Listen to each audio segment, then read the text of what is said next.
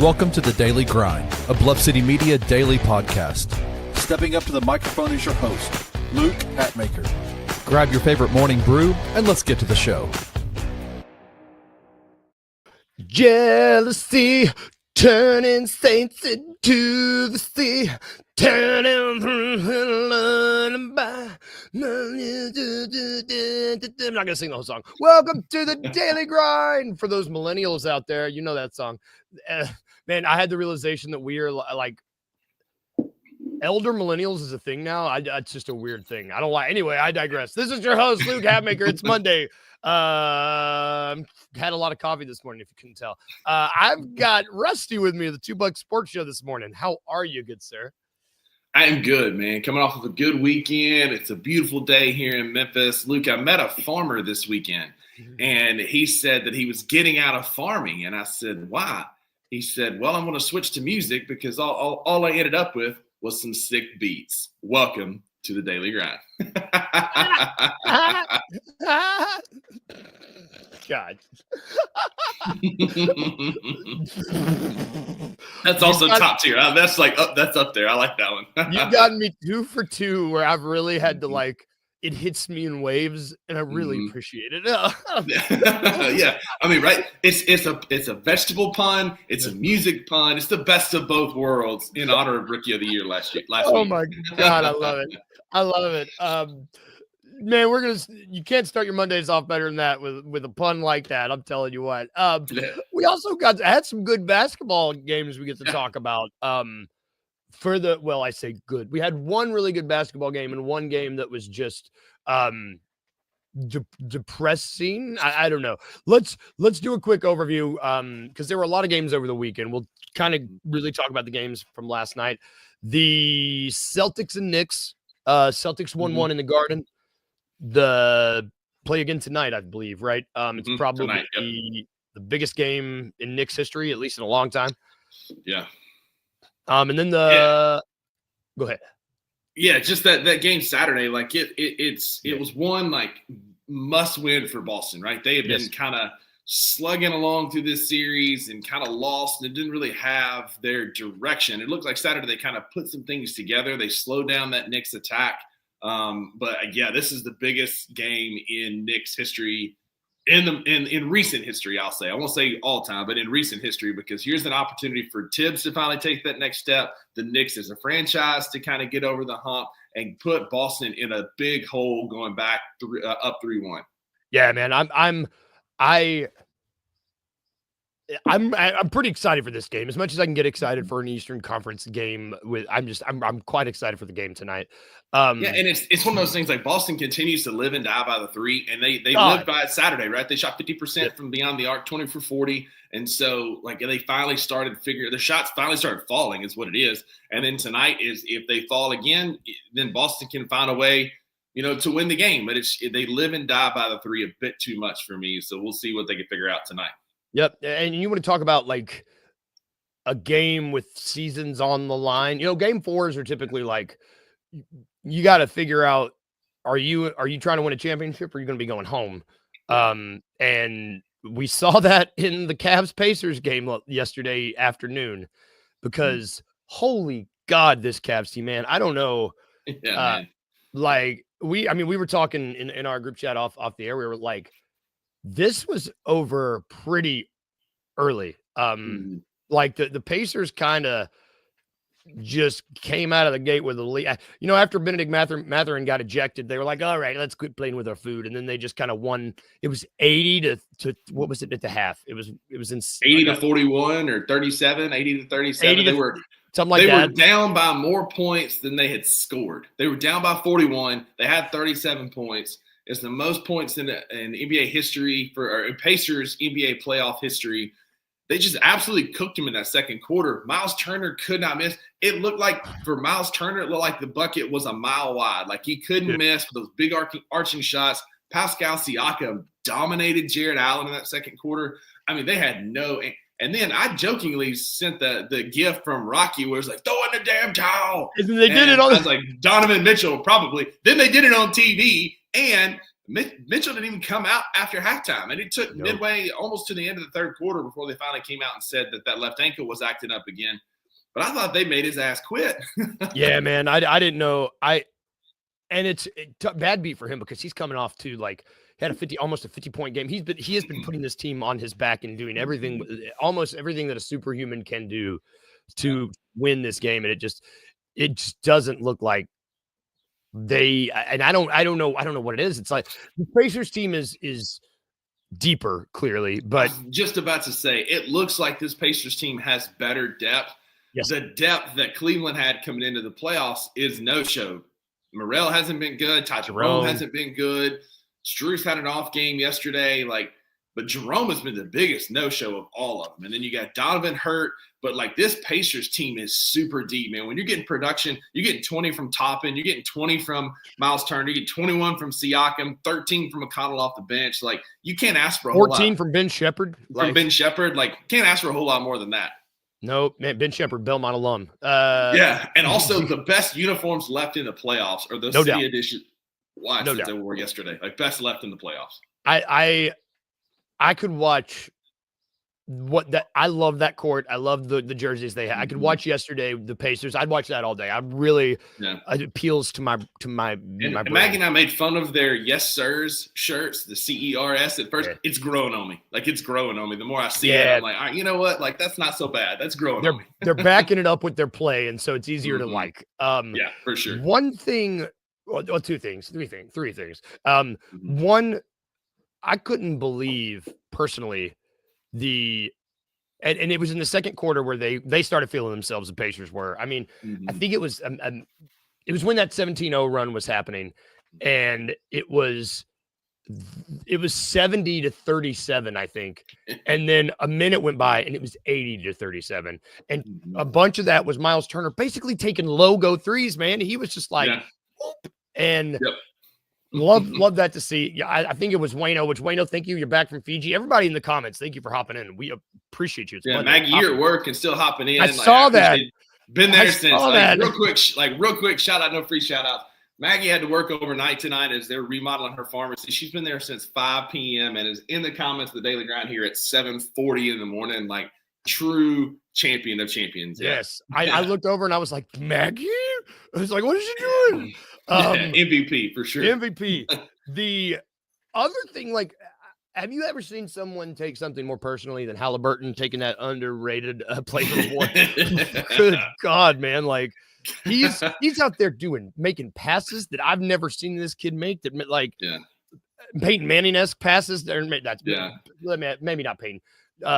Patrick Mahomes, side swipe passes. It's just hooping. Yeah, he's out there to watch. He's not scoring big. He had 11 and 5 yesterday, but he's just playing winning basketball, making the right pass, making the right decision. And everything was going his way, going the Pacers' way, including Nembhard hit that runner midi to go into halftime to make it 80. Everything was falling for the Pacers yesterday.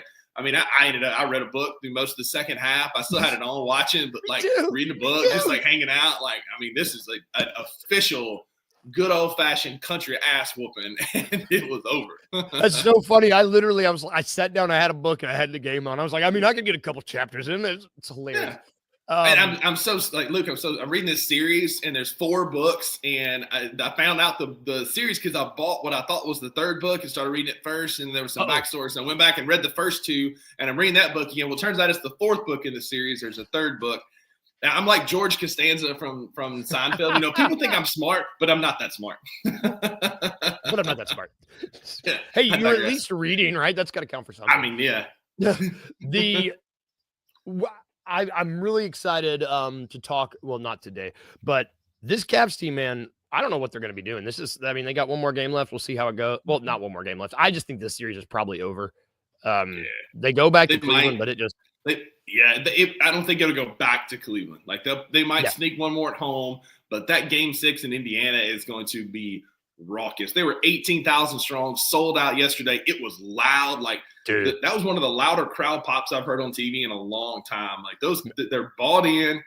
They're a slept-on team, and there's not a more dangerous team than a team that shouldn't be there, right? This is back-to-back years that the Pacers were an afterthought, and they're one win away from playing for an Eastern Conference championship in back-to-back years when literally, myself included, nobody gave him a shot.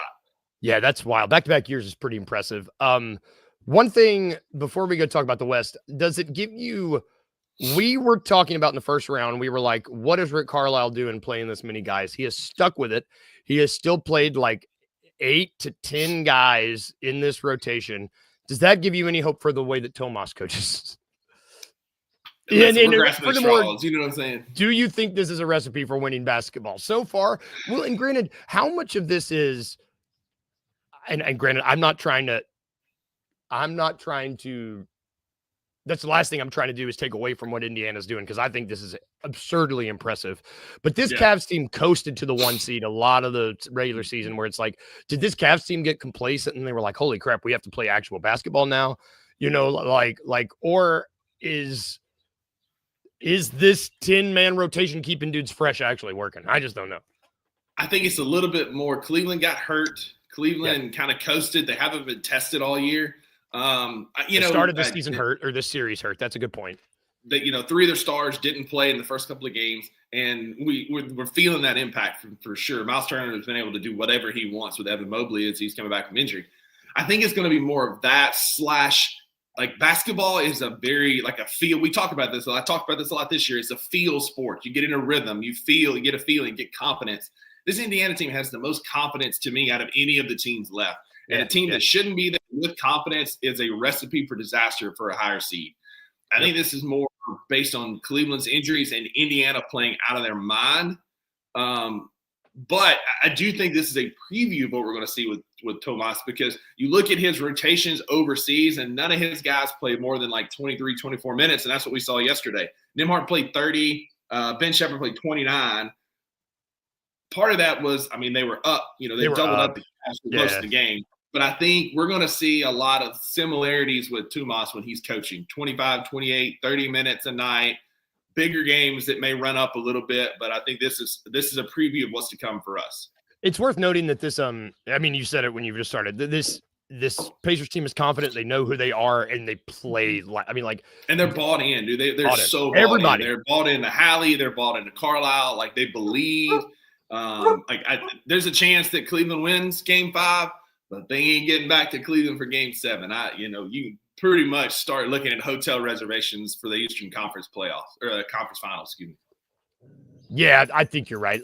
Let's jump over to the West now, because we did have a slobber knocker, as we like to say, in this Thunder Nuggets series. Man, it's turning into quite the series. I don't know what you were expecting. You've got the young team that was good the entire year, and then you've got the Nuggets team that is the most championship caliber team, knows what they're doing. It's just yesterday was an example of Big Ten football, right? It's not good. It's just a slugfest, it's a field goal contest, right? It was 17-8 at the end of the first quarter. It's just ugly basketball. The Nuggets ended up coming back late and making a game of it, and it was close. And I just kept waiting, like Wayno said in our group chat, waiting on that Aaron Gordon 3 to kind of ice it.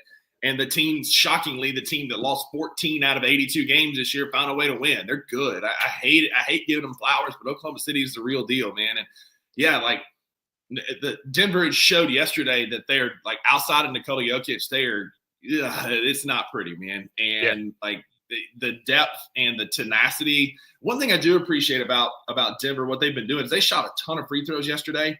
They shot 36 free throws to Oklahoma City's 26. What they finally started doing is leaning into the physicality of Oklahoma City, getting downhill, running at them, and when they would hand check and do what they do, it would become a foul.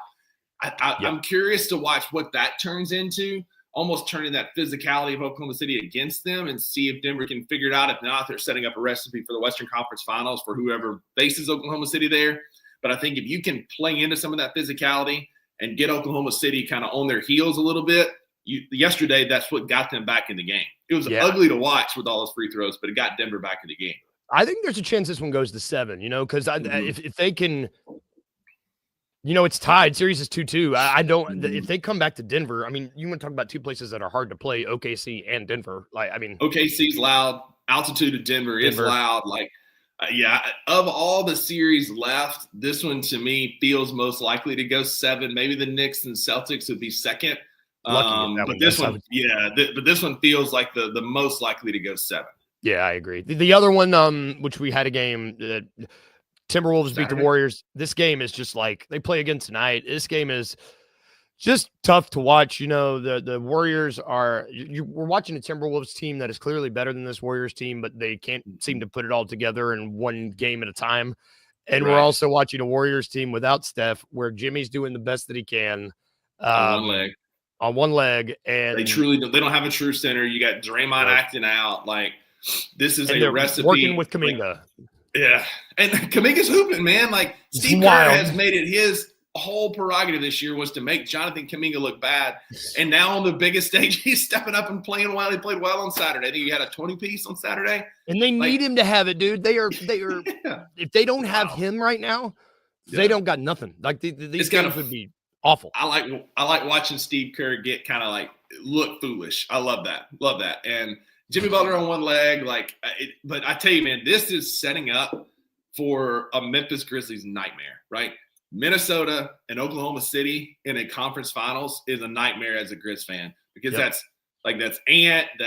Oklahoma City. These teams have passed us. They're like, we're looking up. I hope Zach Kleiman is sitting at home watching these games and like, we've got to do something.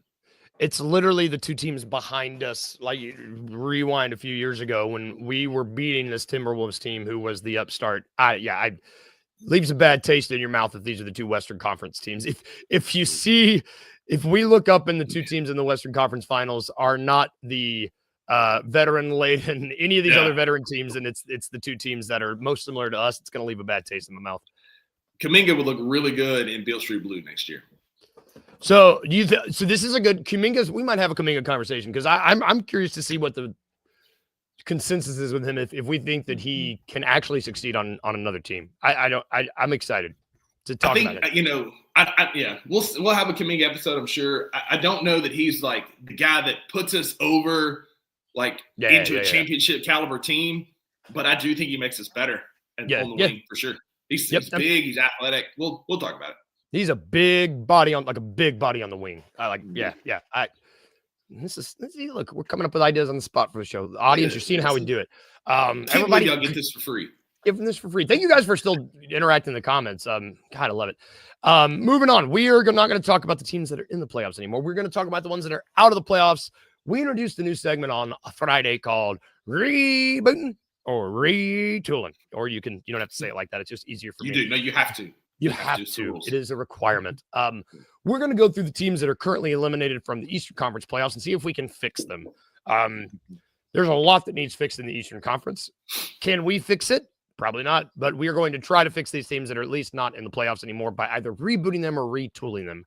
Let's start with, these are in alphabetical order, so don't at me. The Atlanta Hawks. Should they reboot or should they retool? Team's in an interesting situation because they've got Jalen Johnson is great. I really liked him.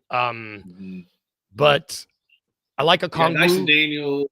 Dyson Daniels. There's some guys on this team, but hate's a strong word. I really dislike the cornerstone of their team right now. Trey Young is just not my kind of guy. And I feel like because of that, they should reboot. But agreed. I think mostly it may be some hate on Trey Young in this, but I do think they need to reboot. They've got some guys who can play, but they still feel like they're just miles away from the competition. Like, it just doesnn't feel like they're even playing the same game sometimes. And so, dude, yes, I told you to hammer the over on this Hawks team. I said, hammer it. I love this team. You took the Hawks and I took the Magic, so there's that. What were we doing? I know, man. Whew. Hindsight's always 20/20, I guess. But this team just feels like they're so far behind, man. You could retool, but they just need so many tools that it's probably time to hit reset. They've been trying to retool around Trey Young for years. They brought in DeJounte Murray and it didn't work. They've tried, and it's I think that we've seen retooling around Trey. It's time to reboot without Trey. Stain makes a great point. They won't go through that full rebuild. Like you said, they'll add a few pieces here. They'll pick up, they had DeAndre Hunter for a while. They tried DeJounte Murray. They tried all these different pieces, and none of them around Trey have worked. Clint Capella. maybe it's time to move Trey as part of the reboot, right? Because he's going to command a fair amount on the open market. Wayne brings a good point. Like Orlando needs shooting and a point guard. Maybe he goes to Orlando. Maybe they go. There's some destinations for Trey Young. And of the pieces they have left, he's obviously going to command the most return. And so do you hit reset and rebuild around maybe Dyson Daniels and Jalen, or, maybe there's another piece there, but it's time to like full on blow up. Well, and they got Quinn Snyder for what, like 7 years? He signed that massive contract. It just seems like they are leaning toward that direction. I don't know. Yeah. When basketball's good in Atlanta, it's really fun. I would like to see another good team in Atlanta. We'll see. And I'm curious about this too, because it feels like a natural rival, right? Like we're right down the road from Atlanta. Yes. They're one of our closer teams in New Orleans. Like, especially if there's an Eastern Conference move for us in the future, like Atlanta would be a natural rival. So I'd like them to be good. But I wonder what Trey Young's trade value truly is, right? Because like there's camps that are all in on Trey Young, and they like it's a cult. And then there are people like me who are like, he's good, but he's unreliable and like he's moody at times. Like, I'm curious. I wonder what his trade value truly is. I might be the wrong person to ask because I'm like you. I've always just kind of been. I don't want to say his style of basketball is just not how I like. It's not the basketball I like to watch. And granted, when he had, I will say. We saw him change the style of play this year when Jalen Johnson was healthy. He seemed willing to change, but when he went down, it was like, all right, hold my beer, I'm back. It's like he was just ready to do his old style of trade. I just don't like chucking. The ice tray is one of the best. Yeah, and the ice tray is one of the best things in the NBA. But when it's off, bad to watch. You want to talk about like variance in the guy that like when it's on, it's great. When it's off, I hate it. I really hate it. Tyrese Halliburton. We talked about him earlier. Like Hallie's the same way. When he's on, it's electric. But Yep. Man, another team, which you might be seeing a theme here in the East, another team that seems really mired in mediocrity, and I just don't really know what to do. It's stuck in a spot for a long time. The Chicago Bulls. You talk about Tennessee ball fans are like, it feels like 98. It feels like the Bulls have been rebooting since 98. Dude, I was going to say, has this team been in a constant reboot since Jordan left the second time? and honestly, a lot of it's not their fault. Derrick Rose blowing up, right? Yep. Like if Derrick Rose stays healthy, then this is a completely different Bulls team, completely different conversation. And they've had dudes, and they've got guys. Like I like Kobe White a lot. Kobe White's great. Lonzo Ball. Like there's some good dudes that are on this team. Bucci Mane is a great rebounder, great post player. They've had DeRozan. They've had all these guys. Levine, like it just feels like they've had guys, but much like Atlanta, they just haven't had the right pieces around those dudes. And so, Chicago is still rebooting, and the NBA is better, in my opinion. Maybe some nostalgia here because I grew up in the Jordan era. Maybe to me, the NBA is better when the Bulls are good. And I like that. I like watching the Bulls play. I've always, because of my fandom of Michael Jordan growing up, I have a soft spot for him, but they're still mired in rebooting year after year after year. I think if this team could really just be like, let's just do it and just finally reboot and actually tank, get a star and just start it over, I think it would be fine. But maybe Josh Giddey is the answer. Probably not. I forgot Giddey was on the team. He's just, oops. There's your cornerstone right there. There you go. This next team, you want to talk about a team that I'm actually really excited to talk about, and a team that I think is in retool central mode, where they are closer than a lot of people think. We love this team, the Detroit Pistons. Honestly, I don't even know if it's retooling. I think it's just you run it back, you tweak it mildly. You run it back, and the only retooling you do is you get everybody in the gym and get them healthy this summer, because this team, without some injuries to Jaden Ivey and some of these guys, like they are – like this team is legit. Much like Memphis from a couple of years ago, it feels like the same conversation, right? This team is young. This team is talented. They just need some playoff scars. Well, they got those this year. They went to war with the Knicks. Like, yeah, it was 4-1, like is what it ended up being.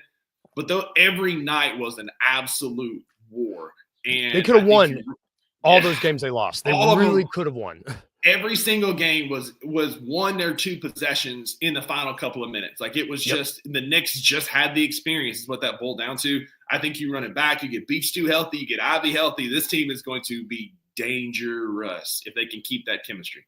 Yeah, I should have added in one for Detroit. Instead of reboot or retool, it's retinker or tink. Yeah, Retink.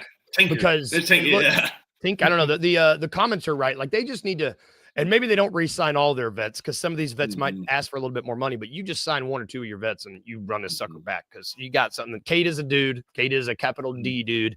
You know, like you got something in him. You got something in Ivy. Duran, former Memphis Tiger. Great. Like you got some dudes on this team. Yep. And Asar. Oh my gosh. You got Malik Beasley signed as a vet for like peanuts. This is a team that's going to be fun to watch for years to come. And Kenny's got an interesting point here. Our boy JB Bickerstaff, former Memphis Grizzlies interim head coach and coach, is this finally the team that he can get over the hump? Do they trust JB, Luke? Cleveland didn't, and they sent him packing to bring in Kenny Atkinson. Do you think Detroit trusts JB to take them to the next step? I think they do. I think that he matches the personality of this team and that city. JB succeeded really well in Memphis, and Memphis has a lot in common with just that blue collar attitude that Detroit has. Yeah. And I just think it's a really good meld of team and coach up there. This team feels like they embody JB because he's just a grinder, blue collar guy, like you said. Maybe I'm a little biased because he's a former Grizz and always have a soft spot for JB. But they seem to be bought into him. Like the players seem to really like him. The franchise seems to be bought in. I do think JB is going to be the guy for a long time in Detroit. Yep. It'd be so cool to see him finally find his spot for a long time. It would be really cool. Mm-hmm. Another team we need to talk about this is another team that is mired in the middle. The Miami Heat. Now the play-in teams in the East, I just was like, Jesus, man, these teams just really need to go all in and just officially reboot and start over. But neither of them seem willing to do it. Neither of the three. Yeah. And it's agreed. And Miami's at that point, right? You still got Spo, who's one of the best coaches in the game. You got Tyler Hero. Yeah, those are your guys you build around. You move everybody else. Like this is a rebooting situation. You've already clearly taken a step towards rebooting by trading Jimmy Butler. Yeah, I think it's full on reboot time. Jaquez had a down year. I think Spo will be very happy to get him out of there so that he's not messing around with his ex-wife anymore. I think Jaquez will bring in some stuff. Like I think there's some dudes on this team that can command some decent trade return. And I think it's time to reboot and move off some of those guys. Yeah, we'll see. Pat Riley does it. I'm with you though. I think it's just time. Another team that is in rebooting mode, and it's not. They have no other options. I mean, Dame can't stay healthy. The loudest secret in the room is that Giannis is going to be tested and see what's out there. And you talk about like worst case scenario is this San Antonio rumor, bro. Like if Giannis goes to San Antonio, good God, man. Like him, Fox, and Wemby, like that'd just be awful as a Grizz fan. But Dame can't stay healthy. You're an older team. You've obviously moved off of Drew and so many guys like. You're Bobby Portis and Giannis, Brook Lopez. I think, and if they do go full reboot, it ain't Doc, right? Like they're gonna have to get it's gonna be a new coach. It's gonna be a whole new system overhaul. It's just it's brutal because and King Meeks is right. I was about to make that point. They don't have a pick like for the next couple of years, and so like that's why Giannis moving feels very, very likely. And like historic, like pick value is going to come back for him. Obviously, they're going to get all-star caliber. Obviously, they're going to get prospects. But the pick haul for Giannis will be historic. Yeah, they need it. They need it. Oh, Kenny, where you been, bro? Like it's been all over X, and there's been so like it's one of the loudest rumors is that Giannis would prefer a major market, is what he said. Miami, New York, LA. He likes Brooklyn. He's got a home in Brooklyn. But one of the most common places I've heard for him is San Antonio, and that just like even saying that makes my stomach sour. Whoa. They got a lot. They got the package they could offer really easily. The last team that was eliminated, and this is another team that I think we're more hot. Like there's less retooled teams in the East than there are in the West. Like we talked about Detroit retooling, and I think Orlando should retool. These other teams should reboot because they have no other options. They're stuck.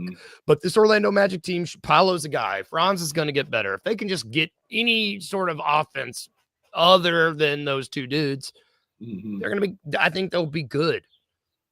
Agreed. I think the Orlando Magic and the Memphis Grizzlies are eerily similar in what they experienced this year and last year, because the Magic were good. They came in. They were going to be one of those teams. I mean, I had them as a dark horse for the Eastern Conference Finals. I'm a huge Banchero fan. This team is really good. And then they got bit by the injury bug, right? Like, they missed Banchero and Wagner were out for weeks with oblique injuries. And they just had really bad luck. Cole Anthony couldn't stay healthy. Jalen Suggs was in and out of the lineup. And then they figured out they couldn't shoot outside of Franz and Banchero. And so I think, like, if they can make the right fringe moves, like, I think you need shooting, maybe like this, a Luke Kennard, if he'll go down there and shoot, you know, like, I mean, Desmond Bain, if we can get the right haul back. I don't know. Anyway, like, there's shooting out there for Orlando. They just need to go get that. I don't think they need to reboot. I like Jamal Mosley. I think he's a great coach. Yes, he's going to do a good job there. I just think they need a couple little pieces, some shooting help, and then just stay healthy, man, because, like, that was their biggest issue this year. Banchero is clearly that dude. Like, he's one of the most underrated, slept on, just killers in the NBA. I agree. And Wagner is a great number 2. They got Wendell Carter Jr., Jonathan Isaac's fine. Like, they've got Gogo Badazzi. They've got some size. Like, Anthony Black really had a good year. Jalen Suggs is a dog defensively. They're just truly missing some shooting. If they could get some three-point help from Banchero and Franz, this team will be awesome. Yep, I agree. I think we're both more high on this team than any of these other teams. Well, other than Detroit, we like this and we like Detroit. Those are two East teams that I think are the next, right? Because Boston's going to blow up some this summer. They're already talked about that, so Boston may be down a little bit. Can Tibbs and the Knicks sustain what they're doing? Who knows? But it feels like Detroit and Orlando are kind of up next. Say again. I said, will Cleveland have another year like this? Sustain? Clearly, Milwaukee is done. Like, they're going to retool. Indiana's going to have to restructure everything because all they got all those dudes for cheap, and a lot of these cats going to get paid. So I feel like this is the next tier. It's Detroit and Orlando. Yep, I'm with you. Last thing before we get out of here, it's Monday, and so we need to talk about lasagnas. Well, not actual lasagnas, but Mondays are for lasagna. And so that means we honor Garfield the cat on Mondays. We talk about what we loved and what we hated from the weekend, because it's important to acknowledge both the good and the bad to appreciate the best. And so I can go first. You gotta smile with the good. Remember what you had. Whatever Project Pat said. Yeah. God, you get it. I can go first. So what was my Monday? I always get confused. I've been doing this for like a year and I get confused by which one. It was Mother's Day. That's the lasagna. The good thing was it was Mother's Day. So I got to spend time with Kyla and we hung out with our son. We got to just kind of hang out. It was all about her. Went and got her breakfast. We hung out. We painted some of the house, watched some basketball. It was really, really good. The Monday, God, I got confused. I just said it and I got confused again. The Monday, we just had some like right in the middle of when we were trying to do our Mother's Day activities yesterday. We just had like this really, I'm being an old white man, just a really nasty storm. And in Tennessee, storm summers, I'm like, oh my God, is a tornado going to come run through here? And I just get super nervous. Ever since like the tornadoes from a few years ago, anytime there's like extreme weather, I'm just like, I panic. Yeah, we had some tough weather here in Memphis last night too. A lot of lightning when I was trying to go to bed. Wow. So I get that. And I'm the same way, man. It's like old man yelling at clouds from The Simpsons, right? Yeah. So for me, I'll start with the bad. My Monday, Maggie again, man. I just feel so bad for her. She just like had to work overnight last night, and she's been by herself since 2 a.m. When we get done, I got to go pick her up at 8:30 because she didn't want her car in the parking lot overnight, which I don't blame her. So like going to scoop her up here in a minute, but like working overnight, I'm super proud of her. She's been a champ. She finished like she's been doing all this stuff, like trying to stay awake. She said, I've been alternating walking and stretching to stay awake. Oh my God. And so like Monday's like for her, I just feel so bad for her. She's going to come home. I'm staying with her dogs last night. I'm going to stay here for a while, work from here. For most of the my days, Monday too, actually. Her Monday is my Monday. Absolutely. Like Maggie, like the Mondays of all Mondays. God bless her. And then lasagna, dude, we had a great date weekend, she and I. It's Friday night. We did an escape room. It got out of a theater, which was fun. It was a new company. It was a bit harder than the Memphis escape rooms, I'll say. But we escaped. Farm DPT remains undefeated. Had a great dinner at one of our favorite restaurants called Coastal. Saturday, we were like Memphians on Saturday. We did a downtown farmers market. We went at Cooper Young. We had lunch at Crosstown. I'm like, man, we've been all over Memphis. Like, we drove all over, like, downtown Memphis, just had a Memphis day. It was awesome. Hell yeah. And so it's just a really good date weekend with Maggie. Dude, heck yeah. Can't beat it, man. You know, that's what we're saying. We were talking about the bad, but it means we can enjoy that. Awesome. That sounds awesome. God, Yeah. Mondays are for lasagna indeed. That is going to do it for our show today, y'all. Thank y'all for watching. Thank you for tuning in. Comments were popping. Thank you guys for real. Like, make a great Monday, great show. We're going to be back tomorrow. We're going to check in with the playoffs, see how things are going. We'll have other stuff to talk about. I don't know what it's going to be yet, but I will have something. Oh, real quick, I got to give a shout out to my Bulldogs taking 2 out of 3 from Ole Miss this weekend. That's part of the reason Uncle Buck's not here today. He's in hiding. Hail State. We took 2 out of 3 from Ole Miss. If we sweep Missouri this weekend, there is a really good chance that we're going to be a 2 seed in a regional. Mississippi State baseball is back, baby. So real quick shout out to my dogs. We might have a baseball episode tomorrow because we ain't talking about baseball yet. Baseball. Yeah, have a baseball day. Everybody have a good Monday. Stay safe out there. Have a good day at work. If you're working, if you're not working, have a good day in general. If we can leave you with anything today like we do, remember these 2 things. Remember to be a little weird, just a little bit, and remember to smile. Bye, guys. Have a good day. We'll see you tomorrow.